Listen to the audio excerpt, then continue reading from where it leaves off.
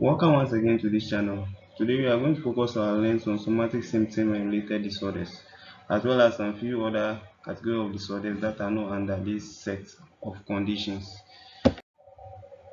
So somatic related disorders are conditions where patients present with physical symptoms that are not fully explained by medical conditions, often linked to psychological factors. One thing you need to know about this condition is that there are key exam areas, and then differentiating between this disorder is very common in NMC examination. Now let's look at the types of somatic related disorders. One, we have somatic symptom disorder, previously known as somatoform disorder. Right, so take note. Somatic symptom disorder is also known as somatoform disorder. This is a disorder characterized by one or more physical symptoms that causes distress with excessive thought, feeling, or behavior about the symptom. Right. So the key feature you need to keep in mind, other than the definition, is one, the symptoms may or may not have medical cause. Two, patient is genuinely distressed. And then three, it's not intentional. Person is not faking it. So an example, a patient complains of chronic pain with no clear diagnosis.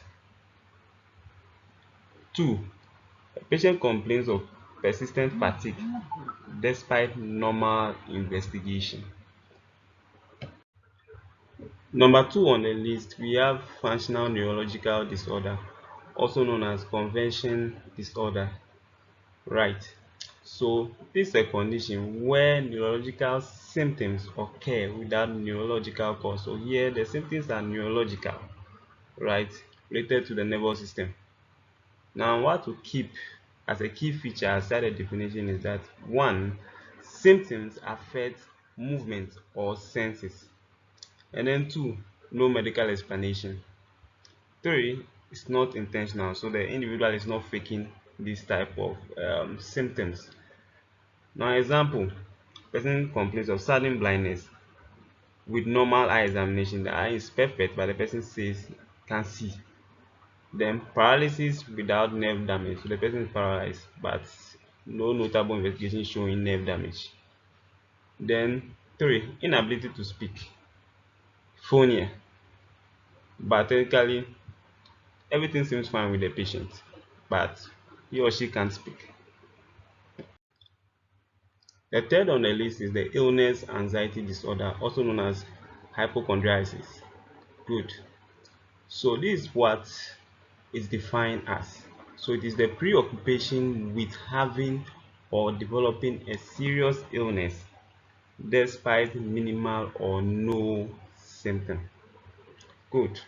So the key feature to actually add to your background aside the definition include one, there is excessive health anxiety.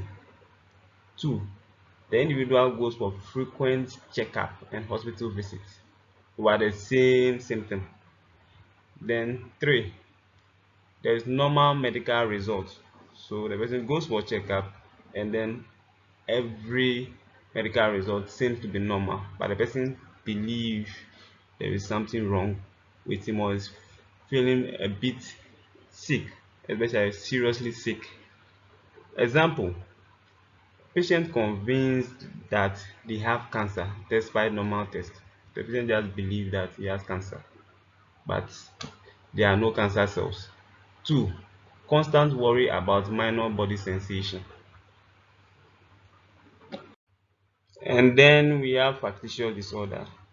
This refers to intentional production or falsification of symptoms without obvious external reward. So the person pretends to be sick, alright, but it's not to gain any benefit, right? So the key features include desire to assume a sick role, the person pretends to be sick. Then deception present, so the person try to convince everyone that I'm not well. Good. And then the key thing you need to know is that there's no external gain, so the person is just sick for no external gain. I'm just not well. Example, injecting substance to cause illness. That's what the person does. then the person can fake symptoms to be admitted in the hospital. So here the person is actually forcing to be sick, or trying to make a situation or push a situation to make him or her sick, but it's not for any external gain. So we have types of factitious disorder. So we have factitious disorder imposed on self. So this one is imposed on the individual itself. So here the patient pretends to be ill, or the individual pretends to be ill, or causes illness to themselves. Right? Example, injecting substance to cause infection, faking seizures, lying about symptoms to get admitted. And then we have factitious disorder imposed on another. That's Murchison by hypoxia. Right, so here the caregiver produces or falsifies illness in another person, usually a child. Right, so a mother giving a child drug to make them sick, or reporting false symptoms in the child.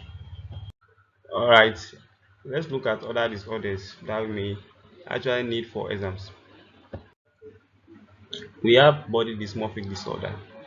So this is preoccupation with an emerging or slight defect in physical appearance.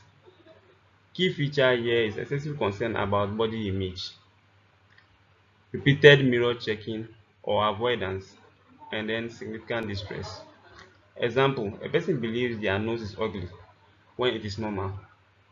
Then two, constantly checking on the skin for flaws. So here the person is just preoccupied with their bodily image, physical appearance, and believe certain things are not perfect. Malingering refers to intentional production of symptoms for external gain. Note external gain.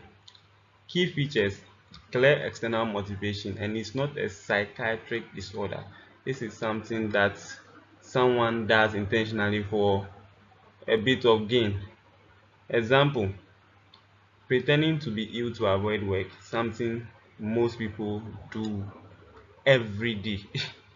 And then two, faking symptoms for money or compensation. This is what most students do when they are in school. Yeah, call their parents and be like they are sick and they are admitted, they need this amount of money for lab and investigation. Right, so that is malingering. And the last is now pain disorder. So this is a disorder where pain is the main symptoms, influenced by psychological factors. Right, so the key features include severe pain without adequate physical cause, then pain linked to stress or emotional factors. Example, chronic back pain with no medical cause, headache worsened by stress. Right, so tip, the pain is real to the patient, it's not faked. Great. All right, thank you for your time. Like, share, comment, and subscribe. And then meet me in the WhatsApp platform while we try out some objectives.